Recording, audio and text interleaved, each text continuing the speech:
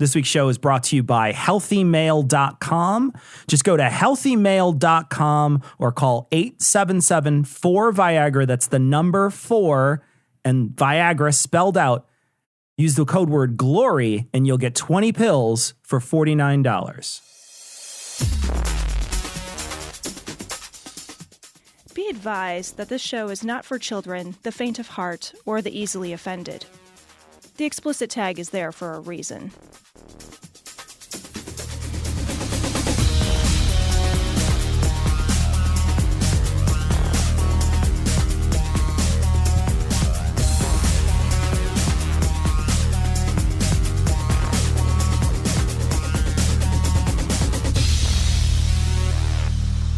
Recording live from Glory Hole Studios in Chicago, this is Cognitive Dissonance. Every episode we blast anyone who gets in our way. We bring critical thinking, skepticism, and irreverence to any topic that makes the news, makes it big, or makes us mad. It's skeptical, it's political, and there is no welcome mat. This is episode, Cecil. What is it? 499, baby. 99, man. Wow. We are edging 500 right now. We are just working the rim. And if you like edging, you can go to healthymail.com. Type in the word glory at checkout and you'll get 20 pills for $49. Once you have the boner, you might want something fun to do with it. You might want to go to adamandeve.com. Head on over. Glory at checkout. That was $4.99, guys. We'll catch you next week for more. So later on in the show, we will have the citation needed, scathing atheist, puzzle in a thunderstorm crew on to do another episode of Vulgarity for Charity. And next week, they will be in studio for 500. They will indeed. So it's going to be a great. It's going to be a great. We're going to have a party. We got 30 people from our audience, patrons from our audience, who are going to be showing up, having a good time, hanging out. We're going to be doing a party here in Chicago, getting some pizza, and we're going to be doing our 500th show. So we are very excited for that. Stick around for the Vulgarity for Charity segment, which again will be playing at the end of the show. We raised, and now Tom and I are recording this Wednesday during the day. But we know for sure we hit over $125,000. You guys are awesome. And the cool thing is that the guy or gal, anonymous donor from Modest Needs, decided to up their donation up to $125,000. So it's a $250,000 final haul for this Vulgarity for Charity. We hit the goal. We went over the goal. I imagine we're probably going to be close to about $130,000 when we're done. That's just that's a conservative estimate, to be perfectly frank. Yeah, it is. So you guys, thank you. Yeah. Like, I mean, as genuinely as I can make my voice sound, thank you. Because there's going to be literally hundreds of families that get help because of this charity drive. If we had not pulled together the resources that we have as a community and we hadn't done this, that is hundreds of families that may or may not have been helped and probably wouldn't have. Yeah. You know, so thank you. Like, that's a hell of a lot of good that we were able to put out in the world. And I'm just so fucking happy that we were able to pull those resources and to get that work done and to be able to do that much good this year. There's awesome. There's a lot of work that we still have to do. A lot of people still need to be roasted. We've done a lot of roasts so far. There's a lot lined up. You see, there are demons in the earth. Read Mark's Gospel, chapter 5. There are demons all over where, and Jesus cast out demons when he walked the earth. This is Dave, Coach. Doc Coach. Not a coach. Daubenmire. Nancy Pelosi and Adam Schiff, I love this, are either demon-possessed or non-human. What if they, are really into White Zombie and are more human than the human? All right, here we go. This is Dave. Kind of love that song, actually. Do you? More human than the human. I mean, it's not any good, but I fucking loved it back in the day. I don't know that makes any sense now that I even think about it now, but okay, that's fine. No, it's fine. And if we don't have any idea how our enemy operates, do we have any idea how to fight? See, so we don't know how they operate, but don't these guys always claim knowledge of how the enemy operates and who they are? Yeah, Like, I was just like, what do you can't have it both ways. Yeah. Well, okay, here's how there's a spiritual battle in the realm of Hussenpfeffer or wherever you think this fucking happens. Like, they're always sounds delicious. Actually, they're always saying that shit, aren't they? Yeah, absolutely. It's like, but I don't know how to fight him. Well, don't you just pray? Yeah. What are you gonna pray different? Yeah, and I mean, it really genuinely, all it is just like, yeah, Jesus, bless these fucking fist wraps and my boxing gloves so I can go out there and fist fight a demon or whatever, or I don't know. Do the two things you do. Hope in the general direction of the sky and vote Republican. That's all you do. That's literally all you need to do. the only thing any of you guys do. That's all you need to do. See, my opinion, Adam Schiff is a demon. Okay. All right. Okay, here we go. All right. I mean, Adam Schiff is a demon. He's a shape shifter. Oh. This is the only guy that watches Supernatural like it's a documentary. You know what I mean? He's just right. Man, I thought David Attenborough was going to narrate this episode of Supernatural. He's watching Lucifer and he's like taking copious notes. So that's how you beat Lucifer. Right. I see. At some point, 100% guarantee he's going to stab somebody and be really upset when like black smoke doesn't come out of their eyes. And they don't just immediately like disappear. Yeah, right? Yeah. I thought they would crumble into embers. Look, I watched The Golden Child. And I know what happens when you stab something with a mystical knife. Demon possessed or a non-human. I don't know which one. Wait, a demon possessed or a non? What kind of non-humans would there be, you think? Is he talking about a demon? Is he just like, he's either a demon or demon possessed? Because a non-human could mean a lot of different things. He's like a giraffe. He's like in a human suit. He's got to weirdly like stick himself in there. Could be a cyborg. He could be a robot. Could be an alien. Non-human is a pretty broad category encompassing all things except humans. If he's a cyborg, at the end of the impeachment hearings, he's just holding onto a chain getting lowered into the molten lava with one thumb up. Dun, dun, dun, dun. So to clarify, he's either a demon. I'm going to do a Venn diagram. Yeah, here. No, absolutely. He's either a demon. I've got a circle here. So he's either demon possessed, right? And then there's demon possessed, which that does not. That's another. Oh yeah, because they don't intersect. Demon possessed does not intersect. Does not intersect. Right? You're right. So that's two. You got boobies now. Right. Yeah. And then non-human. Non-human, which does intersect with demon, I guess. Right. Yeah. But all of demon would be a non-human. Non-human. Right. So I mean, you could feasibly be like one of those like single-celled organism. You could be an inanimate object and be a non-human. You could maybe you could be literally anything else other than a human and be a non-human. Maybe just an enormous talking amoeba. We don't know. Cecil, keep a fucking open mind, Cecil. Yeah. Nancy Pelosi, she's either demon possessed, in my opinion, or non-human. Okay, we've got that already. The average 83-year-old woman. Okay, she's not 83, she's 79. I was going to say, is Nancy Pelosi 83? She's 79. I didn't realize she was 79 until I looked it up. I didn't know. Either until right this minute. I didn't know. I would have guessed her in her 60s. Yeah, no, she's 79. So Damn. She's old. I mean, I imagine she's probably only got a couple more terms in her, and then that's going to be it. Like, I can't imagine you're in your... Well, yeah, I think that's pretty fair to say. Like, she doesn't have a lot more of anything left. At 79, I know, you're on the outside edge of having stuff you're left. You're already past the average lifespan. Yeah, so every day is a gift. Every day you wake up, you're like, whoa, look at me, motherfuckers. Every day is a gift. And I think at a certain point, once you reach that, you're like McCain, where you're just like, thumbs down, bitches. Take that. Is not in Washington, D.C. trying to control the world. Yeah, an average 83-year-old woman is not in Washington, D.C. You're absolutely right. An average 83-year-old woman, because there's only, 538 representatives in Washington? So the average person can't be in Washington? And to be entirely fair, on average, we don't have very many women in Congress. Exactly, right? Yeah. Also, I will say, though, the age, probably close. There's a lot of old people in Congress. I love where he's going to go with this, because, like, Trump is in his 70s. Mm-hmm. Pelosi's in her 70s. Yeah. Trump's a dude. Yeah. Totally fine. Yeah. Right? But, like, if you have a 70-something-year-old woman in power, that's a big difference. That's a big difference. That's a problem. That's right? an issue. That's all of a sudden a problem. That's the problem. Right. That's and you know he's going to say that because he's saying he should be baking cookies. She's home sitting around baking cookies with her grandchildren and her great-grandchildren. And she's certainly not telling us men what to do. Right. I know, right? I mean, let's not get this. I'll tell you let's what. not confuse this. Grandma does not even have a penis. So how does she know what you're supposed to do? Get in the kitchen, Grandma. What do you mean, when's the train? There's no train anymore. You stopped working 20 years ago. Get back in the kitchen. And I'll say, like, the average 79-year-old man is just yelling racial epithets at the mailman and watching reruns of Cops. So, like, maybe the average person, and to your point, isn't the Speaker of the fucking House. Yeah, no shit, right? Yeah, it's either Archie Bunker or your Aunt Mabel who forgot what pants are. Yeah.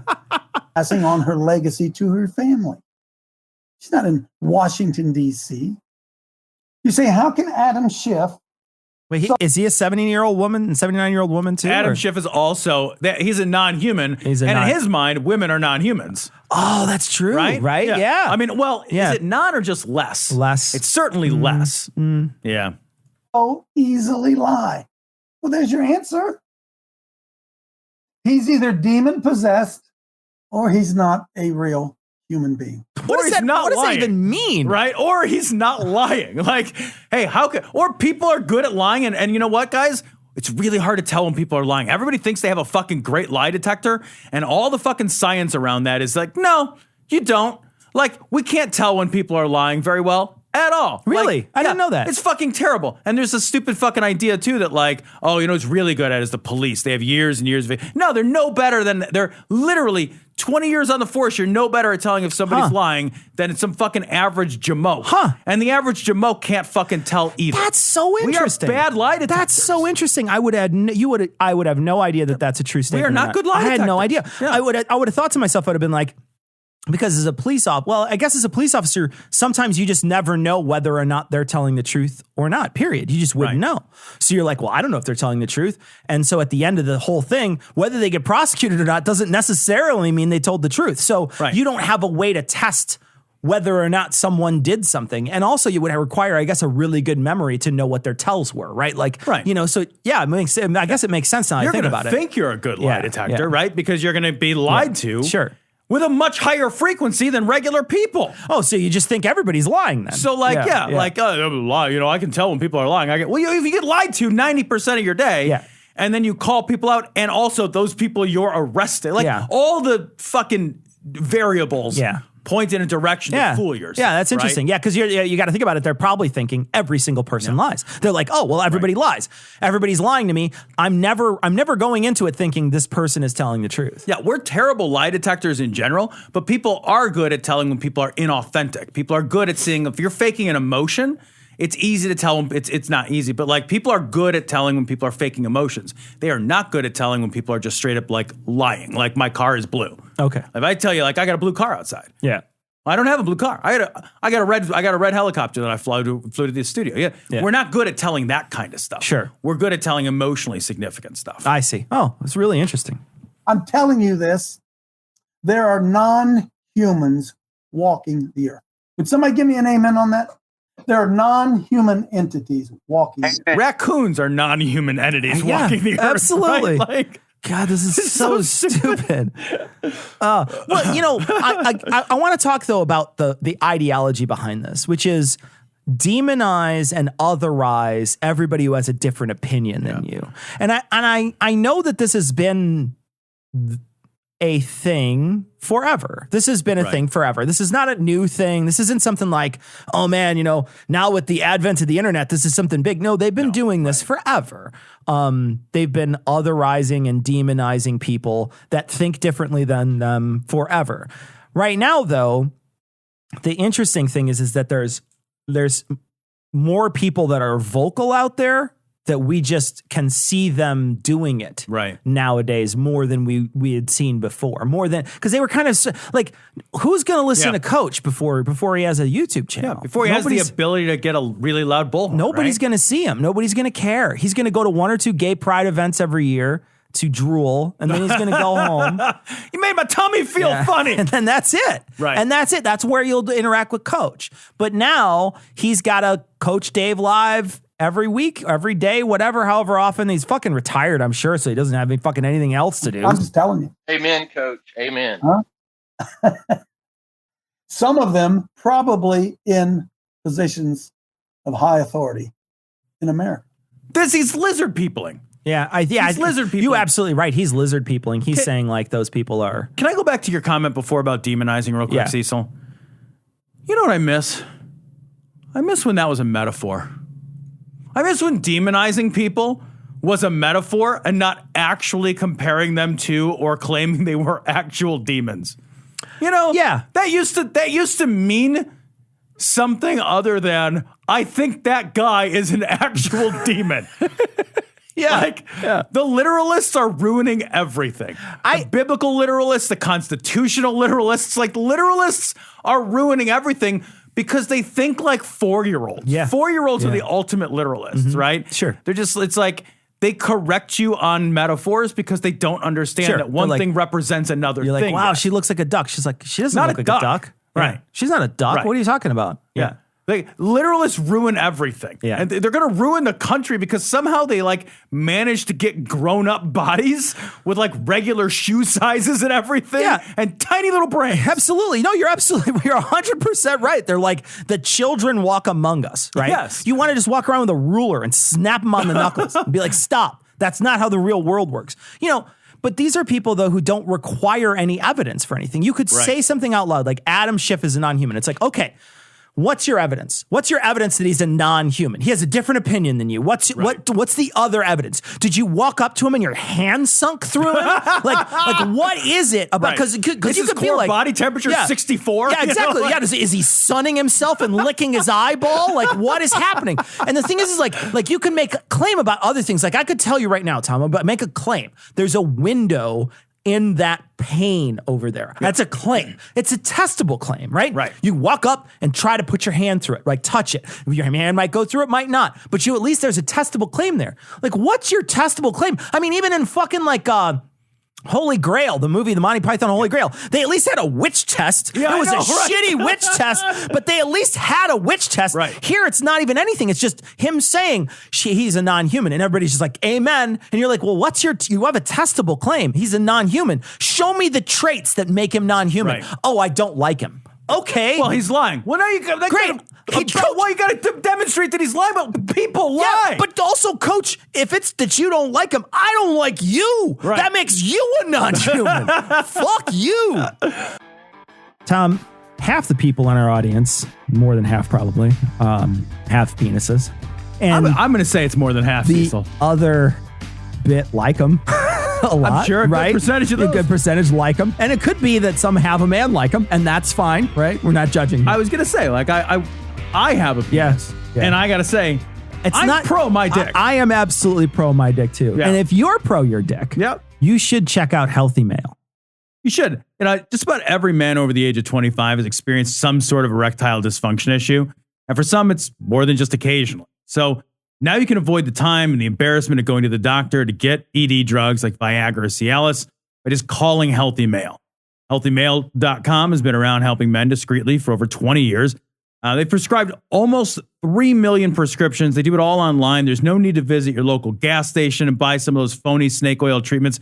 That shit doesn't work. Doesn't work. It's like 5-hour energy for your cock. It's totally not worth it. Just because the name of something is horny goat weed doesn't mean it's going to do anything to your dick. Exactly. There's a reason drug companies are like, we found a thing that helps your dick. If the horny goat weed worked, they would put it in a capsule and call it something. Right. Yeah. Most orders are shipped in a day with discreet packaging right to wherever you're at, your home, your office, hotel, vacation destination, FedEx pickup location. I will say this. Wait, like eventually when they get the drone thing, you could be banging someone in your car and just call Healthy Male. Right. And then you just get a drone delivery. You look, please hold. Yeah. just look. We're going to take a cuddle break. I will say, please hold works so well during foreplay. It's amazing. It's amazing. The best part, unlike most companies online, there's no subscription service that you have to cancel. HealthyMail.com will only ship your pills when you order them. It will never automatically charge your card every month. So it's blue pill, not blue apron. Is that how it works? Is that how this works? Right now, Healthy Mail is offering to our listeners 20 pills for $49. That includes the doctor's prescription and the free shipping. You've never gotten a prescription for anything that cheap. No kidding, right? Like you can't even get the prescription, much less the drug. Like the doctor's not seeing you and saying, here's how to fix anything for $49. Are you kidding me? You can order online at www.healthymail.com. You can call 877-4-VIAGRA. That's 877, the number 4 and Viagra spelled out. Be sure to mention the offer code GLORY. You get 20 pills for $49. Guys, requests for medications are not guaranteed. They still have to be approved by a U.S. licensed physician. Just know that. Go ahead and call 877-4-VIAGRA. See if you're eligible. Avoid the doctor's visits for your ED once and for all. Again, the offer code here is GLORY.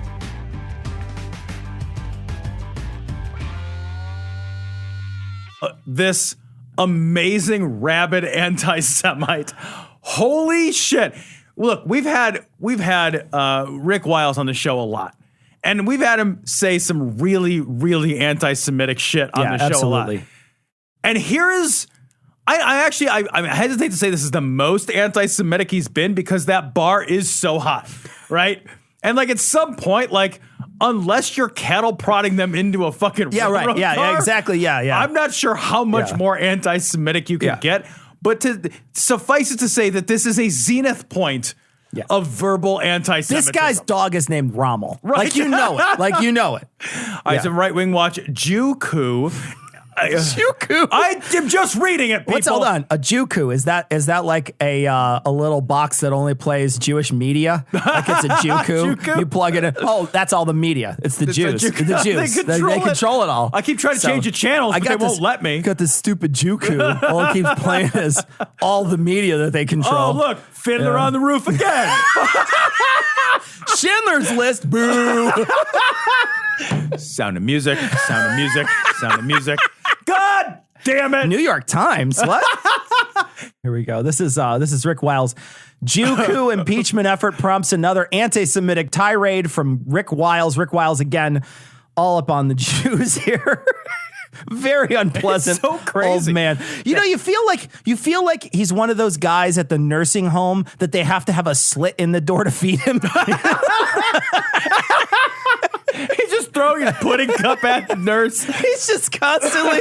That's the way the Jews work.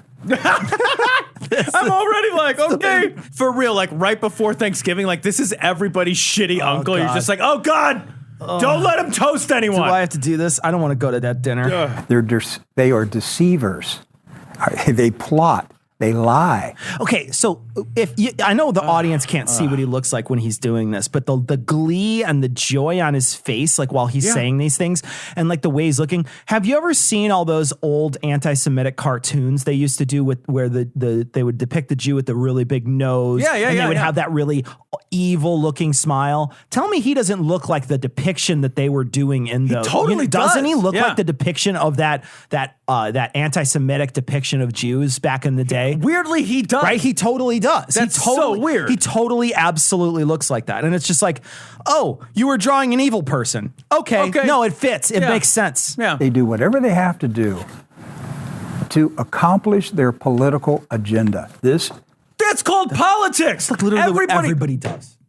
If you don't do everything you could do to accomplish the things you want to accomplish, then you were lazy about the things you wanted to accomplish. There's the people who tried and the people who didn't. Right? If you're like, you know what? I wanted to accomplish this thing, but instead I laid around all day. Like whenever I don't achieve something and I'm like, well, how hard you work? Well, not that hard. So that's on me. You know, like, right, fuck me. Yeah, exactly. You know? Impeach Trump movement is a Jew coup. And the American people better wake up to it really fast because this thing is moving now towards a... And it is like a martial art, too, because no can defend. That's for sure. vote in the House and then a trial in the Senate. We could have a trial before Christmas. This country could be in civil war at Christmas time. Well, a fucking impeachment trial is not a civil war. Oh, God. Impeachment would not be a civil war. We're not having a civil war. Well, look, numbskulls, we're not having a civil war. America's fat and complacent and lazy. Yeah. Most people don't show up to vote. The people that do show up to vote are like a relatively small percentage of the people eligible to vote. Half of those people are Democrats. You're not going to have a fucking civil war. You have people like, and they would fucking fly their no step on sneck flag a little higher, right? You might have one asshole or two assholes do something stupid. Yeah. But a civil war, people can't be bothered to go out and pick something. They're not going to be like, I'd get shot for that. Yeah. members of the U.S. military are going to have to take a stand, just like they did in the 1860s with the Civil War. They're going to have to decide, are you fighting for the North or the South? And it's pretty much the same thing nowadays, too, by the way. Oh, right, yeah. North and South. It's pretty much. I mean, although I will say, like, even the North is kind of, there's still plenty of red states in the North, though, too. Right. It's like, I mean, there's like, it's like you would have to jump real far from the coast to get to your first blue state. Members of the government are going to have to take a side. Instead of North, South, it's going to be left or right. They've already taken a side if you're in the government. Jesus Christ. What are you fucking kidding me? You think there's a bunch of people in the government who are like, I'm really up in the air on whether or not I'm a Republican or Democrat? Even the independents that are in government are clearly left or right. Right. Like they're 100, like Bernie Sanders is an independent. Yeah, I know. Yeah. But he's the farthest left guy on the fucking in the Senate. Well, I don't know if that's true, but you know what I mean? He's at least really far left, you know. People are going to be forced, possibly by this Christmas, to take a stand. Because of this. Well, I hope that, you know what I hope? I hope they're fucking forced to take a stand when it comes time to vote. Yeah, gosh. That's the only thing that, that the only time that you ever have an opportunity to take a fucking stand and decide something is when you have an opportunity to fucking show up and vote. This Jew coup in the United States. We have weeks to stop.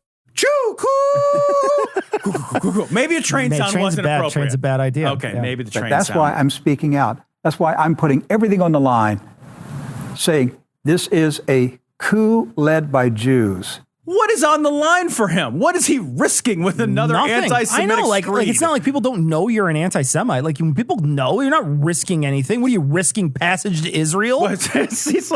We're putting it all on the line by doing this podcast. Yeah, I'm putting it all on the line by making fun of Rick Wiles. To overthrow the constitutionally elected president of the United States. And it's beyond removing Donald Trump. It's removing you and me. That's what's at the heart of it. That's right. What? You have been taken over by a Jewish cabal, a Bolshevik revolution. Well, those aren't the same thing. How are they? What? The Bolsheviks from fucking like the 19-teens in Russia? Yeah, it's the Russian Revolution. Like that's not the same thing. Like that happened like around World War I times? Yeah. And I'm going to tell you, the Church of Jesus Christ, you're next. Get it through your head. They're coming for you. Who are they? Like this, like it's the Jews and the it's Bolsheviks? I guess the Bolsheviks against the Christians? Yeah. The Jews are necromancers. They've raised all the Bolsheviks from the ground. Look, the Jews versus the Christians. We've played that out already. We've done that a lot. The Jews didn't win. No. They keep not winning. Yeah. There's a lot less of them. Yeah. There will be a purge. That's the next thing that happens when Jews take over a country. That's the timeline we're in now. Actually, to be honest, I'd kind of like to be in the purge timeline now that I think about it instead of ours. I'm like, no, the purge would be okay. Right? I'd be all right with that. You're like, I'll do it. You know, I'll do that once. Fuck it, throw in a Hunger Games. Yeah, sure. Just fine. Yeah, let's do the Republican version of that purge. Where they tell the Democrats take them that they canceled that movie. Do you remember this? Oh yeah. Where they hunted the hillbillies for sport. Hillbillies. They were hunting the hillbillies. That's right. It was the Democrats hunting the hillbillies with all their guns. All the murderous Democrats hunting. You hand a Democrat a gun and they'd be like, okay, tell me about this gun. And they're like, it is a gun. Yeah, right? Like, and the person's like, it's an Armalite gas-powered burka with a scope and a night vision and a trigger and a blah, blah, blah. And they'll say, I don't even know anything because I'm a Democrat. I don't know shit about guns. But they'll say all this stuff and then you hand it like, yes, it fires bullets. Like no, fuck all. Okay, well, see, I wrote a dissertation on the usage of guns in the 1970s. Okay. I'm sorry, I'm allergic to smoke, so you better have smokeless bullets. That China has total respect for Donald Trump and for Donald Trump's very, very large brain. All right, so this week in Trump, Tom, we have 3 stories. The GOP is mired in conspiracies, and it's about to get worse. This is a Wired story. We have, I'm going to say that one's the last. We have, this one's great. Donald Trump criticizes impeachment witness for failing to hang his photo while ambassador. And this one is amazing. Trump, Why wasn't the 100th anniversary of women's suffrage observed years ago? Let's do serious first. Okay. Let's do serious first. It's the Wired article. So like this one is about all the crazy shit that's going, all the weird conspiracies that are going on that are just like, and this is like the QAnon stuff, but also like other shit that's just, and the Biden thing, which is a crazy conspiracy that they will not let go. There's just so many of these conspiracy theories. Now they're saying that the Russia is a hoax. Yeah, it was not Russia that was interfering in the 2016 elections, that it was Ukraine that was doing it, and that a Ukrainian company called CrowdStrike physically has the DNC servers that were hacked. And this is shit like the president is saying. What would you do with it? Like, wait, they're hiding them. They've got, because that's how servers work. They're hiding. If you put a server under a blanket, then nobody can see it. You walk downtown. Somebody's like, "Psst, hey, buddy, you want to buy a server?" They open their code and there's just huge hanging. There's like a whole server thing. Like racks. There's just racks of server. He's got a fan blowing there to keep him cool. A little off topic. We were talking about it a couple weeks ago. It didn't make the show. We were talking about crypto mining. Yeah. I saw an article this week that said that Georgia, the country Georgia, 10% of their energy goes to crypto mining. Holy motherfucker. 10% of their energy. 10%. They're like, it's the most, Holy they're like, shit. it's the most environmentally horrible currency out there is crypto stuff. Because seriously, you could print money on the back of a lemur's eyeballs. It's like taking endangered turtles and exchanging them for goods. And it's safer to the environment. How much is this car? It's 2 panda bears, a tortoise, and a lemur's testicle. You're paying for it with emojis. Just like, are you a panda bear emoji with 2 trees. I need a ship that's going down in the ocean and an ocean on fire. Can you do that one for me? Okay, I will trade you 2 oil spills. I need an oil slick. A bubble and crude. Like and all of this so that like pedophiles and like drug dealers can buy shit online. Like, because they were so inconvenienced doing it face to face before. Like, there was another way to get like a large amounts of cash, and they didn't want that to be traceable. So like, hey, is there any way I could just do this crypto shit? Sure, we'll burn down the whole planet for you. No worries. Did you want to fuck more kids? Hey, let's light the ocean on fire. What do you say? What is it? We're like compounding our miseries with tragedies and our tragedies with miseries. Worst. It's the We're worst. The worst species. We don't deserve any of this. I want to roll back to these conspiracy things because this goes back to some shit we were talking about earlier in the show. We're talking about how people don't like. We're talking about evidence because at one point the guy says, I think what happens, this is a quote, I think what happens is we start to look at the facts and everybody has their own impression of what the truth is. Republican representative and Trump ally Mark Meadows this week assured the president's supporters that they can simply choose not to believe reality. We've heard that statement before. Alternative facts. We've heard that woman that we played that was like, everybody has their own idea of what the facts are, right? So like people, they're trying to change the thing. And I was thinking to myself, I was like, how damaging is that? And then I was like, no. These are people who they will look at you and be like, well, you don't believe in God. And you'll be like, yeah, well, I just need some proof. And they'll hold up a Bible and that's proof to them, right? They'll be like, this is proof. This is proof. And you're like, yeah, but that's just a book that some people a long time ago wrote and that we've translated. That's not proof. And they'll be like, no, this is the proof you need. Yeah. So they don't need anything other than someone else saying it's real. Yeah. And so for them, this is just as natural as breathing. This is as natural as breathing to a religious person to not have evidence for something and to believe something on its face, because all they're doing is believing the guy on the pulpit. He's just saying, yeah, there's a God and it's going to be great. Give me your money. And they do. And it's all this, it's all authority trust, right? Exactly. It's just 100% of that. It's like, yeah, this is somebody that I have placed my faith in to tell me true things about how the world works. And so only I think as long as the things that they are told are the things that build a world they want to be true, that reinforce their worldview. Yeah. Absolutely. So it's like, I want these things to be true. Like, look, I would rather there be a heaven and hell. Yeah. I would. I think maybe I haven't given that too much thought. I don't think that I'd want there to be hell. That doesn't make any sense. Hell doesn't make any sense. Hell doesn't make any sense. You can't think your way. I don't even really want there to be a heaven. Like I think there were. I think, and I don't even know that living forever would be fun. Yeah, I don't know. Yeah, I think a lot of that stuff is bad. You know, like, but you know, I think I would find it comforting. I think I can understand it. Sure, I can get there, right? But like, just because that seems like something I would want doesn't make that thing true. Like, you know, I want to come home tonight and there's fresh baked cookies, but that's not going to change whether or not there's fresh baked cookies. Whether they exist or not. Yeah. Like, just because I want it doesn't make it happen. Like, Sure. that's not how things work. Yeah. You know, and it's, and the other thing you have to think about too is that when Obama was in office, we talk about worldviews. When Obama was in office, they thought this was the worst thing that ever happened. They would look you in the face and be like, this is the worst our government has ever been. And you're like, no, it's not. And they'd be like, no, it is. It's the worst. It's the worst. It's absolutely. So they would have a worldview that was 100% against current reality. And it didn't matter because because all they did was rely on other people to tell them whether or not the sky was blue. Right. Yeah. You know, it's amazing because it's like those same people, like you go back to the era of W, and it's like that guy invaded 2 countries on false pretenses. At least one for sure on false pretenses. Sure. Afghanistan, you can make the argument, but you cannot make an argument about Iraq. And that cost us $1 trillion+ and lots of lives, not ours, but theirs. Yeah. But these guys care more about money, you know, like it's very clear they care more about money than lives. Otherwise they wouldn't behave in a lot of ways they behave. Sure, yeah. So just sticking to the money part, it's like this guy made a mistake. Oh yeah. That cost $1 trillion+. $1 trillion+. And we don't look back at that and say that's the worst thing that's happened in the last 30 years economically to our country. That's $1 trillion that we could have had. Like any trillion we didn't spend could have been trillion. You know what I mean? Like that trillion. That's you could keep your $1 trillion. So all the talk about like economy and growth and all that, like how much better would that have been if we didn't have W? Yeah. And that's an answerable question that you can do the math on. Yeah.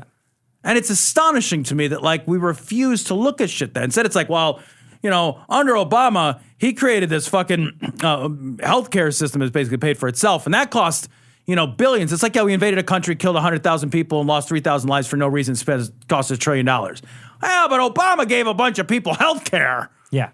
That they had to pay for with insurance premiums. Like, well, I feel like a crazy person. Yeah. So let's talk about Trump was, he called into Fox and Friends. I think it was Fox and Friends. Yeah. And he just has a 40-minute long diatribe where he's complaining about this person, Yovanovitch, who wound up being the person that was the ambassador that they interviewed in the impeachment hearings. And during this big long diatribe he's on Fox and Friends, he's like, well, they never hung up my photo. It took her a long time. So she clearly doesn't like me. What seriously, the most powerful man in America knows if you put up his photo. He shouldn't even know this. He doesn't even have anything better to do. That's what I mean. Like, you shouldn't even know this. You narcissistic fuck. It's an Onion headline or something like that where they're like, having solved all other man's problems. Right. You know, like where it starts out like that. Like it's like there's so many other things that you could be spending your time and energy on. And that's the thing that I think bothers me the most about Trump is that when he watches TV, and you clearly know he watches TV because he's tweeting about it while it's happening. He's live tweeting everything. You know he's doing this. You're like, your time is more important than that. This guy shouldn't know if people like him or don't like him, and he shouldn't care. He should be above these things. We literally pay just one guy in the whole country to just be above this kind of petty day-to-day, self-involved bullshit. Yeah. Like, the thing is, like, you look at that kind of self-involved narcissistic bullshit in regular people, and it's like, oh my God, it's fucking tiresome. It's so tedious. It's just like, you're just it's like, cringy and tedious. You're just like, oh. Right. Yeah. Nobody likes that guy. Yeah. And that's the guy, like this, like to your point, this guy shouldn't even have time to know this. Yeah. And he's fucking obsessed with it. He shouldn't even know. Took her like here's what he said, just so we're not like anyone thinks that we're missing it. This ambassador that, you know, everybody says is so wonderful, she wouldn't hang my picture in the embassy, okay? She's in charge of the embassy. She wouldn't hang it. It took like 1.5 years or 2 years for her to get that picture up. She said bad things about me. She wouldn't defend me, and I have the right to change an ambassador. He's obsessed with likability. Yeah, he wants everybody to like him, and if they don't like him, and that's a perfect example of him being just such a narcissistic shit where he's just like, you have to have my photo up there. What is wrong with you? Everything. Oh, everything. This is amazing. I can't even. This is unbelievable. Okay. President Trump says about the 100th anniversary of women's suffrage, the 19th Amendment ratifying women's right to vote. He said, with his own words, they've been working on this for years and years, and I'm curious why it wasn't done a long time ago. And also, well, I guess the answer to that is because now I'm president and we get things done. We get a lot of things done that nobody else got done. He didn't get the 100th anniversary of something done. My administration, we get decades done in 8.5 years. I like the whole purpose of this, like in the article, they're like, yeah, this shit's always like unanimous. It's a sort of unanimous back-patting commemorative Is somebody coin filibustering the commemorative coin for suffrage? Is somebody out there pulling out the phone book and fucking Mr. Smith went to Washington this shit? This is the most useless shit that Congress does. Right. Give me a fucking break. Fuck you. Yeah. Well, you know what? Because I'm president, I celebrated my birthday on the day celebrating the anniversary of my birth. Well, yeah, that's how that works. It's the name. You can't have a centennial early.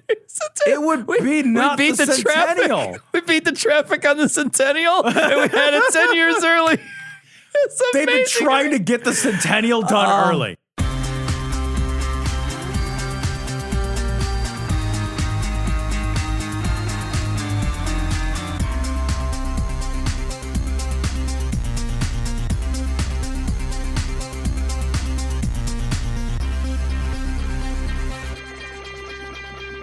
Well, the roasts are still getting written, but the donations have stopped. We hit the goal. We're super excited.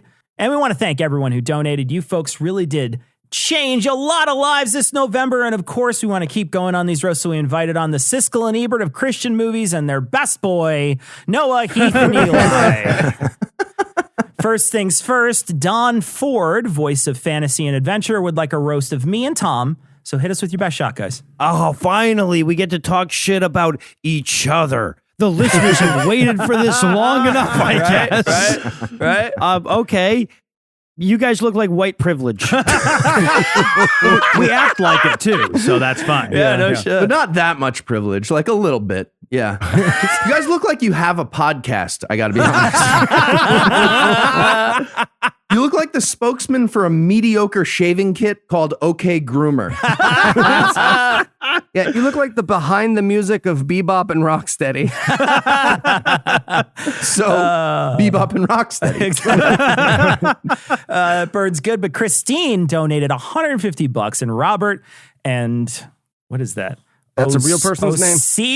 O.C. Lucelle donated $50 to give the same treatment to yourselves. Dibs on not Noah. Dibs on not Noah. Damn it. Mm-hmm. Oh, so how's the quitting smoking going, Noah? It's going fucking great. Fucking great. All right. Heath and Eli look like if taking an argument about a game of Magic the Gathering too seriously was a gay couple. Thank you. Compliment. Yeah, exactly. I'll take it. All right. Noah looks like he dropped out of samurai school to work on his subway guitar act. And Eli looks like a baby LARPing as a moil. Oh, Jesus. All right. Heath looks like the one monk who took a vow of onanism. And Noah looks like the portrait that's been aging instead of Cher in her attic. All right, I'll try. You guys look unemployable. No, I meant unfuckable. No, I mean, you guys look like you couldn't employ someone to fuck you. That's you guys look like villains in an animated PSA about the dangers of skin tags. Tom and Cecil, you guys didn't have to do one. Remember? Do what? All right, let's get down to it, guys. Here we go. First one's for Noah. In the name of hitting our $100,000 goal and quitting smoking, Gerald would like you to roast addiction. Addiction, you're like the government subsidy for intoxicants, right? You obviously can't make it on your own in the marketplace of inebriation, so they come in and underwrite you with your corporate welfare bullshit. Addiction, you're like Donald Trump. Everybody hates you. The more they get to know you, you're worth a hell of a lot less than you pretend to be, and no one would feel bad if I kicked you. Okay, Eli, this next one's for you. Heather would like a roast of her brother-in-law. Yeah. So Brock is awful in a lot of ways that are not funny, but he started his own motorcycle club and then got kicked out by the other members, and that is hilarious. It should also be his epitaph, because it is the best possible descriptor of who he is as a human. For more than a miserable failure of a father and a husband, if we ever lose Brock and for some unimaginable reason we try to find him, the only possible way we will guide people to his emaciated corpse that not even carrion creatures full of refuse will eat would be to issue an all-points bulletin to look for a guy who started his own motorcycle club and then got kicked out by the other members.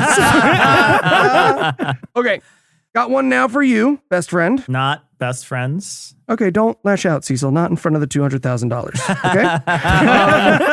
Okay.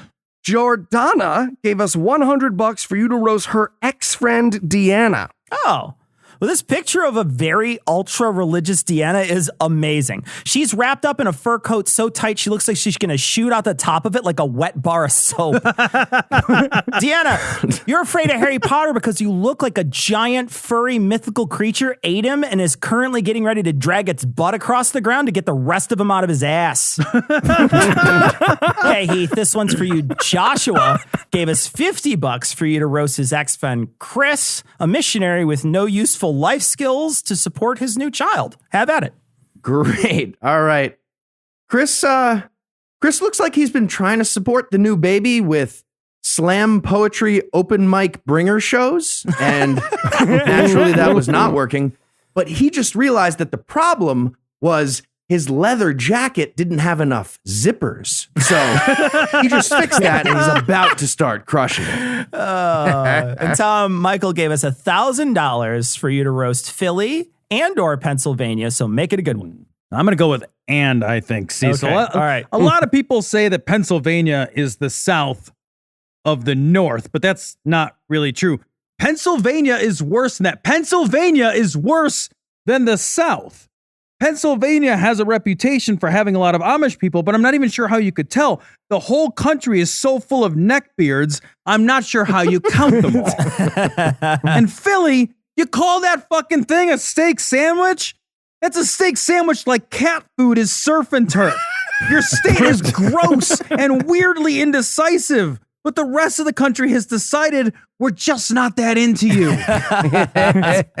All right.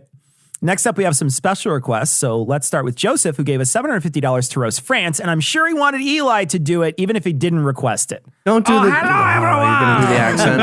It is me. This is my favorite. I love this. Authenticity. Sorry, let me just take a moment from murdering my wife for the 22nd time this month to remind you that there isn't a war I can't... They have a huge spousal abuse problem. There isn't a war I can't lose. Mais non.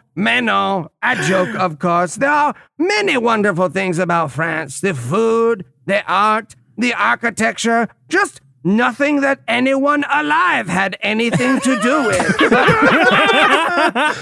But hey, remember, we don't always lose to the Nazis. We defeated one last year. She came in third place in our presidential race. It went the guy who won and me. Anyway, who wants some overpriced wine? True story. True story. Amazing.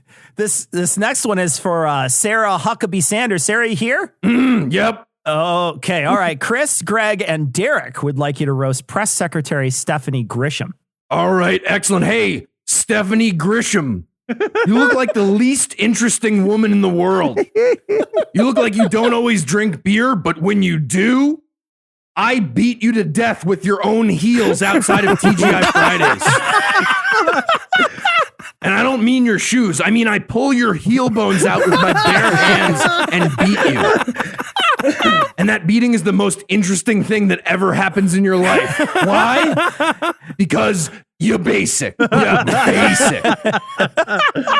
Okay, Noah. An anonymous donor gave us $750 to roast their coworker, who is also named Noah. So I guess it takes one to Noah one. So Shit, have at it. All right, Noah, you look like the person the phrase coupon-related violence was coined for. Also, you're a fucking strike breaker, dude, which is cancer if it could have a 401k. What, you figured the American worker had it too good? I get it. But on behalf of the 9 remaining unionized workers left in this country, fuck you. The tragedy of the commons is that we didn't feed you to the sheep. And you don't get that because you're stupid. Right. Yeah, exactly. Trust me. No, it's funny. Okay, so let me return the favor. Joanna gave us $489.50 to roast Boston. Oh, Boston is that kid from high school that constantly went on about his manifesto entitled, "There are black people and there are N-words." Boston is a Quentin Tarantino script where 2 vicious, racist hitmen agree that women should totally have the right to choose, but feminists should shut the fuck up about it. Boston is Grand Rapids, Michigan with a speech impediment. Fantastic. Tom, Chris gave us $200 for you to roast their mom and her husband, Carl. Sometimes we get these roast requests, and then they give us the story about people, and then I read that story, and then I fucking cringe, and then I read a little further, and then I die inside. Fuck. All right. Carl is a fucking monster of a person. He is a subhuman piece of accidental DNA. He is an animated dumpster scraping. The kind of person that will make the eventual collapse of the human species worth that loss for removing any trace of Carl. Carl should have been stuffed into a sack and drowned at birth. He is the antithesis of worth. He is beyond redemption and is the reason I feel validated in not believing in forgiveness. And Chris, your mom, she's not much better because as bad as Carl is, and he is almost impossibly awful, Carl, remember, is still evidently the best she could fucking do. All right, it's time for Double Trouble. Like the robots in Pacific Rim, these roasts are so powerful they can only be handled by 2 roasters or Idris Elba. Yeah, I know. Eli wrote it. Eli wrote it. He wouldn't return our phone calls. This first one. I opened too strong. I think you should have relaxed it back. Yes. Yeah. But was that? told you that. Was it? Like most of your life, Eli, relaxed it back. You should have. It's all about breathing. This first one's for Noah and Tom. Daniel donated $604 for you two to do the fusion dance and roast people who don't get the flu shot. What the fuck is the fusion dance? It's a Dragon Ball Z thing. Do you feel like you just explained something now with that? Just do the roast, Tomather. Fucking shit. Just do it. All right, you know what? If you don't get a flu shot, there's probably 1 of 2 reasons. Either you're so spectacularly lazy that you cannot be bothered to take the 10 minutes to go to the fucking CVS, or you are monumentally stupid. And normally, if you're this lazy or this stupid and you wanted to just get sick and die, I would be on your side. The world would, after all, be better off without you. But without herd immunity, there's a possibility that decent, useful people might fall ill. And when that happens, when a baby's lungs fill with fluids and their mother sobs as their infant is put on a respirator, you should know that is your fault. And if you can't be bothered to get a fucking flu shot, I at least hope that the death rattle of the next dying infant is your own. Oh, God. Whoa. 2 votes. Yeah, don't get me wrong. Your selfish asses are a great argument against herd immunity, but still, get your fucking flu shot. You guys are the strike breakers of disease prevention. You are, yeah. That was heavy for Tom. It ended with the infant dying. Right. But it was theirs. They were okay. All right. All right. Cecil and Tom, next one's for you. An angry army vet would like a roast of Leslie. Go. Oh, yeah. This picture is amazing. She looks like she's euthanized every pet she's ever had in the prime of its life because the taxidermy would look better. What's so fun? That's fantastic. She's like the final boss in a very boring bureaucratic army simulation game. She looks so sickly in the photo. She's G.I. Jaundice. People like Leslie abuse their authority to get back at people because they know that their power is fleeting. The only reason they have any say in the world is because they have momentarily been artificially vested with it. But that power is fleeting. It passes. Even Leslie knows that real authority can't be maintained on an illusion, and she is afraid that the moment she shows weakness, she'll be found out and exposed and abandoned. And she's right. she will be. And when that happens, when the shit hits her fan and she reaches out for help, there won't be a single person reaching back for her. She will be powerless and alone, and she'll know she is out of second chances and that she is ruined and she deserved it. All right. On that note, Heath and Eli. And an infant dies. An infant dies. An infant died. She shakes an infant to death. All right. Get your flu shot, Heath kids. and Eli. Don't shake this. Fuck you. Yeah. I've read so many books. You're just not supposed to shake them. How tempting is it to shake them, Tom? Must be really tempting. Why do they keep telling me? It's like whole billboards for it. All right, Heath and Eli, this one's for you guys. Scott donated $220 for Eli to roast him and his fiance, and Heath to roast their dog, Nix. Okay, so Scott and his fiance met working in a strip club, but I cannot imagine what they did there. Janitors? You look like you're smuggling black market bridges of your nose out of Russia. I have no idea. Also, do you guys know how much you look like each other? It's terrifying. No. Like, It's too much. Is that your thing? Or did y'all just like really take it to heart the first time someone told you to fuck yourself? Because you're incestuous twins. I need you to know that. That's good advice. That's really good advice. You're related. And the dog looks like them too, which is pretty fucking terrifying. So with the fuck yourself thing, it got worse. And Nix, that dog, is a pug Chihuahua Shih Tzu blend. What? It's like fucking City Harvest took leftovers from the dumpster behind a canine eugenics lab and put the shitty parts together. Recessive day at the eugenics lab. You look like the mascot for Taco Bell's soup kitchen. Before we take a break, let's see that triple action at work. David requested that Tom roast his daughter, Eli roast him as Melania Trump, and Heath roast. Oh, let me guess. His dog. I'm gonna roast his dog. Yeah, his dog. God damn it. Okay. Well, how much did he donate? $2,000. Okay. Well, yeah. For $2,000, I'll literally roast and eat his dog. Or any Damn dog. right you will. I don't Damn care. right. Go. Okay. Valid. So, we got a photo of this aggressively fat German Shepherd. It's the best. Like, it's so big. It's like a snowman version of a German Shepherd. I'm not exaggerating. And it's staring at David's little daughter like this dog's going to run over and eat her if his diabetic paws weren't falling off.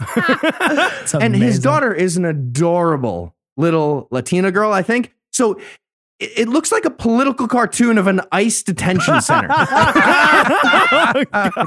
Like an icing detention center. Okay, this one is tough because David is an excellent looking dude. Luckily for me, and Dave's money's worth, he has the most terrifying non-haircut I have ever seen. Dave looks like a chia pet bought shares in the house it was raised in and then fired the owner.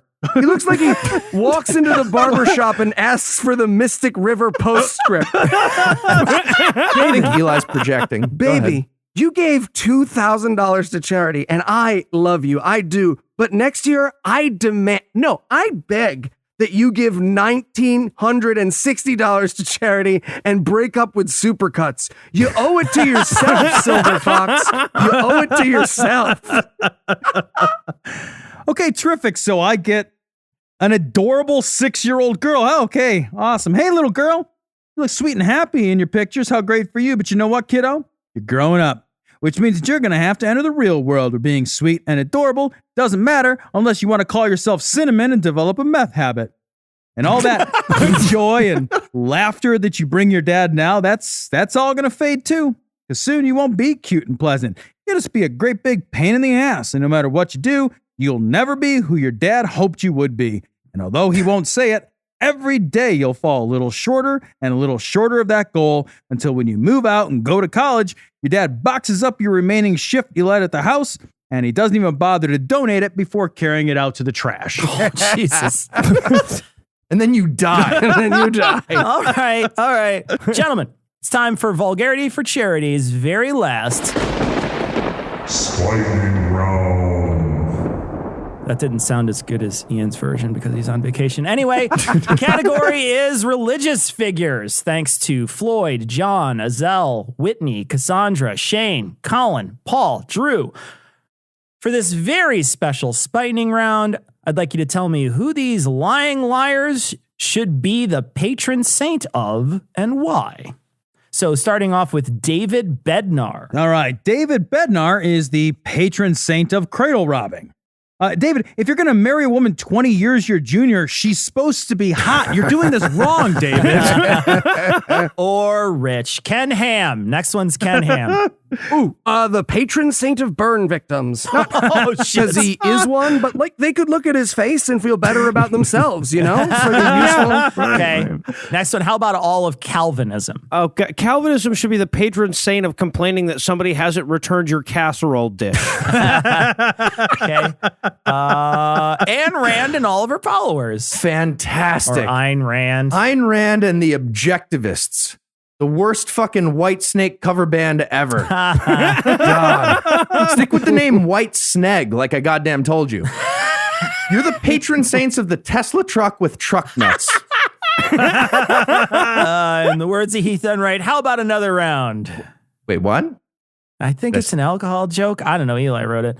Okay. Oh, I drink alcohol. That's right. That's true. Yes, Alcohol. yeah. For this group of duplicitous dupes, Borderline functional. I'd like you to describe their own personal hell. So Eli, start us off with Pastor Steven Anderson. Okay, this one's actually cheating because we saw the video. It's being surrounded by nice gay people who make your tummy tickle in Orlando while Shay explains that your magic gay killing button still hasn't arrived from Amazon. So yeah, we saw that one. Okay, Noah, Christian Science founder Mary Baker Eddy. Oh my God. Oh, yeah, the founder of the Holy Roman Empire of Religions. Okay.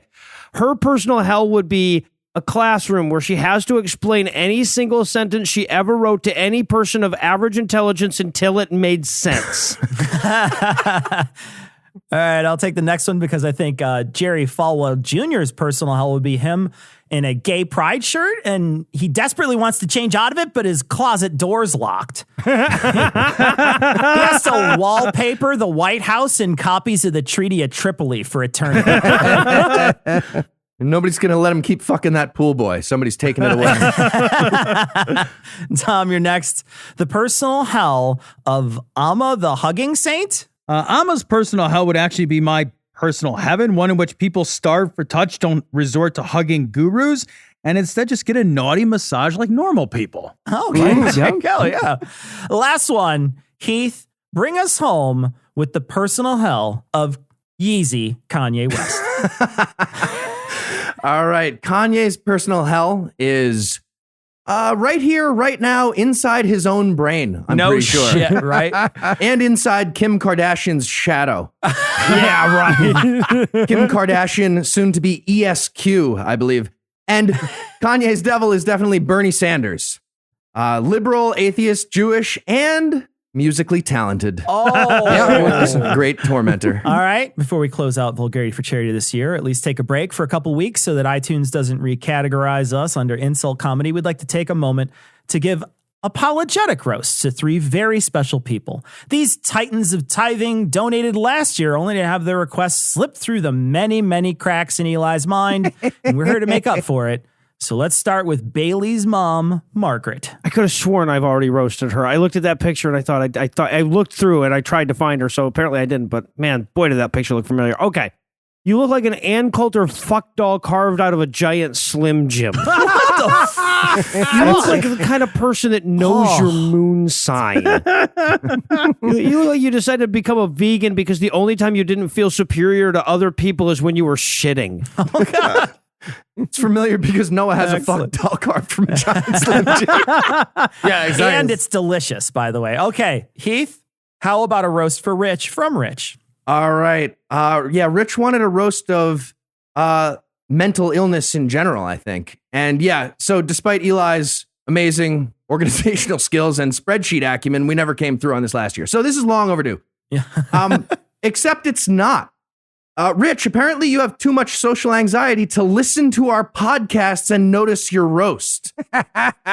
Or Well, way more likely Eli's wrong about that, and we did skip it. Either way, let's try this again. It's certainly the latter. Fuck mental illness. Mental illness looks like my face just punched me in the face. It looks like a self-referential analogy. Mental illness is the mental illness of mental illness analogies, mental illness. Mental illness is standing right behind me, isn't it?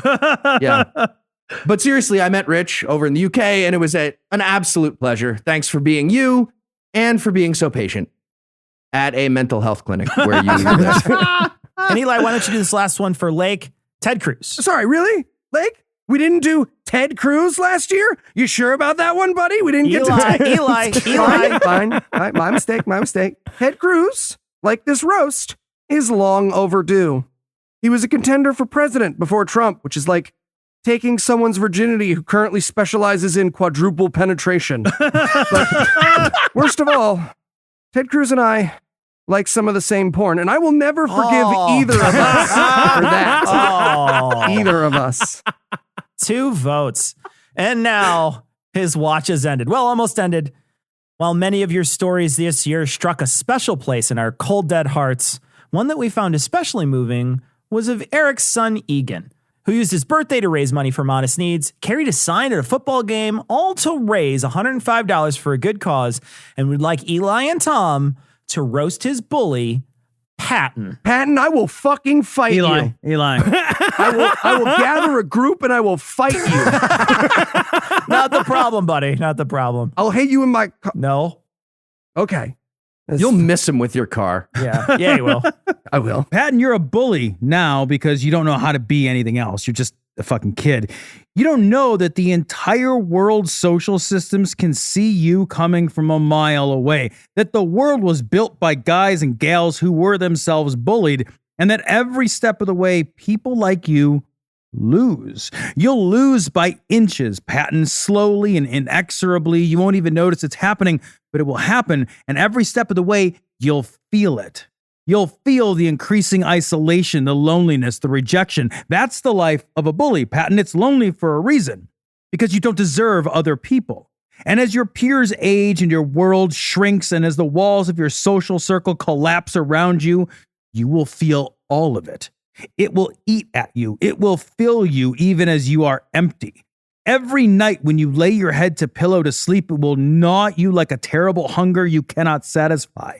The hollow, empty shell of where you hurt will never stop aching. But the worst part is that no one will care that you hurt, Patton. You will hurt and you will be alone with it, nursing your emptiness until you cannot separate where you are broken from where you are whole. And it won't matter to anyone that you are desperate to be loved, because this hell is yours and you will never be okay. Also, he hopes your kid dies.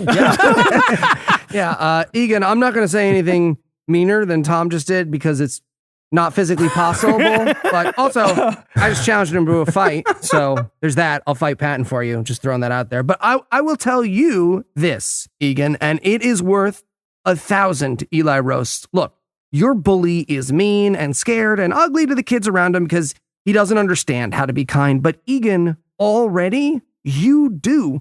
You are already so much cooler, so much kinder, and so much nicer in all the ways that matter. And someday, your bully, though it doesn't seem like it, will be a distant memory for you. In 5 or 10, let alone 15 years, someone's going to have to remind you he even existed. But you are forever a kid so awesome that we had to close a $200,000 charity drive with your story. And that's the best revenge you could ask for, Egan. Also, he looks like Augustus Gloop got lit on fire. So there's a double thing there. Egan, you got a 2 base. So I know we still have roasts to go here, and we will continue these for a while, but I did want to thank everyone for donating to Modest Needs. Thank you, audience. You people are amazing.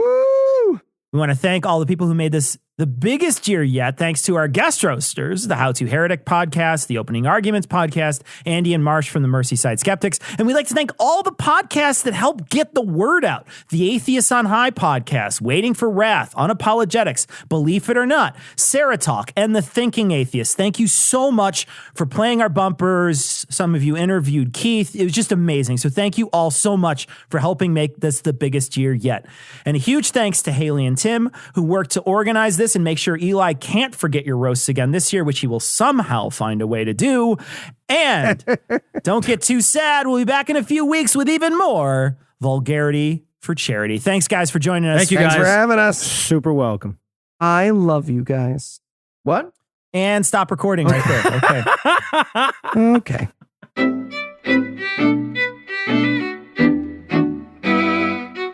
Okay, so we don't have a patron list this week because Ian is on vacation. We won't have it for a couple weeks, but we do want to thank our patrons like we always do, and we will thank our patrons this upcoming week for our after our 500th recording show. We're going to be having a pizza party specifically thanking patrons. Indeed, hanging out with patrons.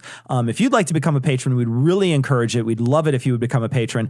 You're the ones who make Glory Hole Studios exist. You're the ones who help us make sure this show was possible. So if you have the ability to donate, we would love it. You can go to patreon.com/dissonancepod or go to dissonancepod.com. There's plenty of ways to donate to our show.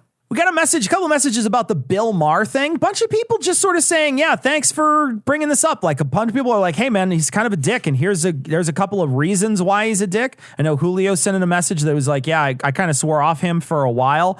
But we also got a message, a message that was a little negative from Pat, who was like, hey, you guys did that segment wrong. You guys genuinely did not explain in that segment that guy was actually saying to vaccinate their children. He was saying you should vaccinate, but you should spread it out. And he's also shrugging his shoulders a lot and saying, I don't trust the doctors. And he's telling us testimony about basically saying, I know a guy who said I wouldn't do it. Right. So he's basically poisoning the well when it comes around vaccines. And he says he's not anti-vaccination if he's telling you to vaccinate your children. And I would disagree with Pat here. Pat, if he is poisoning the well around vaccines to make it so that people doubt more and more that vaccines are efficacious, even after all that study is done, he is anti-vax. He's a soft anti-vax. He's an insidious anti-vax. He's a shitty anti-vax, but he is, make no mistake, anti-vax. He's poisoning the well around vaccinations. And anytime you sow the seeds of doubt around the safety of vaccines, because that's the only reason you would want a protracted schedule. Right. The claim is that Maher is saying, well, we should vaccinate, but we should have a longer vaccine schedule. One, you're deviating from the recommendation of doctors. Like the vaccine schedule is not a random, get it when you want. There's it's not, I'm hungry now, I'll go get a cookie. Right. Yeah. It's like, and the reason why they do it is because, at certain ages, children are vulnerable and can be very, very, very much injured from these things. That's why, they can't get it before X date because their immune systems can't handle it. But once their immune systems can handle it, you should do it because a kid with measles sucks. Yeah, right. And measles is a great big deal. And all these diseases, we've talked about this. Yeah. These are all big deal public health initiatives that fucking matter. Anything that casts doubt on that schedule is basically saying like there is a safety issue. We don't want to do this. It's bullshit. It's all bullshit. It defies science. Yeah, exactly. And if there was a real problem with it, doctors would space it out so that there wouldn't be. Yeah. That's why there already is a spaced out. Yes. They don't just pop you out of the womb and shoot you up with the measles vaccine, right? So they already space it out. So when somebody comes in who's like, well, they're not spacing it out, well, they already do. Like, what the fuck are you talking about? The only reason you're saying that is because you want to sell a book. That's the only fucking reason you want to say that. Yeah. Tom, we got a message from Will, and Will was talking about how in his state, in Oregon, basically if you have a fuel efficient hybrid car, they make you pay 2 to 3 times more in vehicle registration fees, basically trying to collect the money for roads through different ways because you're not paying as much gas tax. And your contention is that that's just going to ward people away from buying these cars. Yeah, this seems to be a really bad decision. Like if the overarching goal is to get people to move toward fuel efficient rather than inefficient cars and to electric cars and to reduce the overall carbon footprint, and we want to reduce the carbon footprint not because that just seems like a good idea, but because there's steep health and human and economic costs to a greater carbon footprint. It seems to me we should be doing things to incentivize that transition. Yeah. Would your state not be better off if everybody were driving more efficient vehicles and burning less? Yes, of course it would. Of course your state would be better off. The idea that you would raise the registration because you're not able to squeeze people at the gas pump as much. That's literally the point of getting something more efficient. Exactly. Yeah. Like these cars are already more expensive. Yeah. You're already paying more for the car. Yeah. You save some, but you don't generally make back unless you drive a lot. Yeah. You don't generally make back everything that you spend on the additional cost of the more efficient car. Now I got to pay more to register it. That's just going to de-incentivize people from moving toward efficient cars, which means we're going to have people burning more gas and using more carbon, and then we'll just pay the associated costs of the climate change. Yeah. Well, and the other thing you mentioned too is that you should make it like a sin tax. Like as time goes on, make gas a sin tax. Make it the more fuel efficient cars come in, the harder it is to drive the fucking T-Rex 500 or whatever it is from RoboCop, that fucking big gas guzzling 5 miles per gallon car. You can drive it, but 5 miles per gallon, you're going to be paying a lot of money because gasoline is going to be so expensive because we're going to be adding all those taxes on it to make it so people don't do it. And I think that's a great idea. We should be moving towards that. But this administration specifically, even with how they went after California when they wanted to make up the mileage rules. They went after California they fucking for it. lost their shit. Exactly. So that's why we can't have nice things. It's not going to happen here. We got a message from Keith. Keith's from Australia, and he said, "Hey, look, here's the deal. I'm a longtime listener, but really, I'm listening to Skeptics Creed, and you put foot massage there." He's like, "Foot massage is fine. You want to change it to reflexology." Here's the thing, man. We're 500 episodes into this thing. We're not changing it. That's number one. Tom tried to read it a different way one way. We played it for 3 weeks. We got so much hate mail because people know the cadence of how it's read, specifically on how this particular version of Skeptics Creed is read. Look, man, he says tarot cards, for crying out loud. It's wrong. We're just going to leave it. So stop pressuring us, man. Look, it also, it's a poem. It's not a one-to-one. So it's the line, is detox, reflex, foot massage. The reflex in front of that refers to it being reflexology, but it's not just saying that. That's not how poetry works either.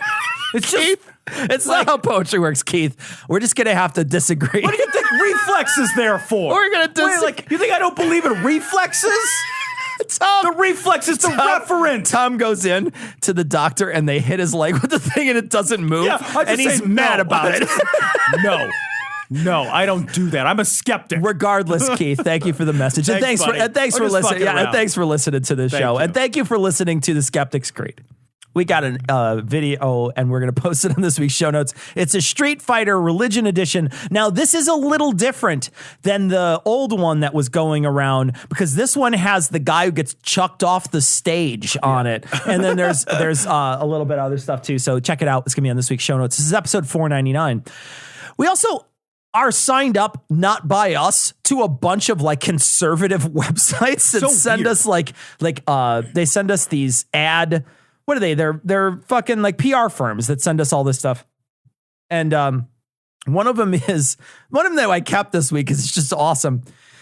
Trump to be pardoned on Long Island. They named a turkey Trump that was born on his birthday and it's on Long Island. And they say Trump will be spared from getting his head chopped off and from any impeachment process as he is loved by everyone. So since everybody loves him, and I've been to Long Island and everybody on Long Island loves Trump. So this makes sense. Everyone on Long Island's a fucking turkey. Yeah. Everybody on Long Island is kind of golden brown like a turkey. Now that you mention it, I think they're all like the Long Island medium, how she's just that weird orange hue where you're just like, are you part Oompa Loompa or just really somebody puts you in the toaster oven for the right amount of time? Do you have a lot of squirrel labor doing your... Want to scroll labor?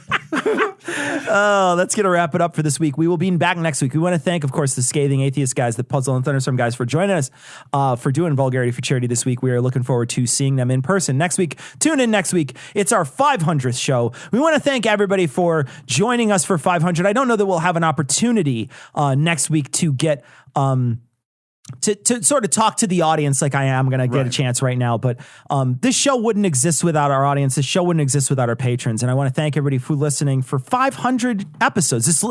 This hobby has been a great hobby for Tom and I for at this point over 10 years. Yeah. And we've had an opportunity to really connect over a lot of issues that we probably would have connected with and connected on outside of a mic, but we've got them all on tape and people seem to enjoy them. And we just want to thank you all for listening for 500 episodes. We think it's amazing. Yeah, guys, this show has changed my life, and I've had so many opportunities. I've met so many people. I've done that. My life is different and richer and better because of this show, and I do owe a lot of that to the listeners. Most of it to Cecil, to be honest, but a lot of it to the listeners. So truly heartfelt. Thank you. Yeah, thanks for listening, and come back next week. It's going to be a lot of fun. Puzzle guys in studio. Thank everybody for donating to Modest Needs for Vulgarity for Charity, and that is going to wrap it up for this week. We'll be back next week for our 500th show, but we're going to leave you like we always do with foot massage. Credulity is not a virtue. It's fortune cookie cutter, mommy issue, hypno-Babylon bullshit. Couched in scientician, double bubble, toil and trouble, pseudo quasi alternative, acupunctuating, pressurized, stereogram, pyramidal, free energy healing, watered downward spiral, brain deadpan sales pitch, late night info docutainment. Leo, Pisces, cancer cures, detox, reflex, foot massage, death and towers, tarot cards, psychic healing, crystal balls, Bigfoot, Yeti, aliens, churches, mosques and synagogues, temples, dragons, giant worms, Atlantis, dolphins, truthers, birthers, witches, wizards, vaccine nuts, shaman healers, evangelists, conspiracy, doublespeak, stigmata, nonsense. Expose your sides. Thrust your hands, bloody, evidential, conclusive. Doubt even this.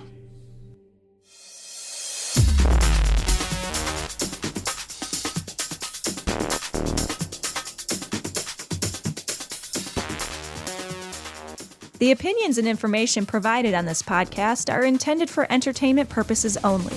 All opinions are solely that of Glory Hole Studios, LLC. Cognitive Dissonance makes no representations as to accuracy, completeness, currentness, suitability, or validity of any information, and will not be liable for any errors, damages, or butthurt arising from consumption. All information is provided on an as-is basis. No refunds. Produced in association with the local Dairy Council and viewers like you.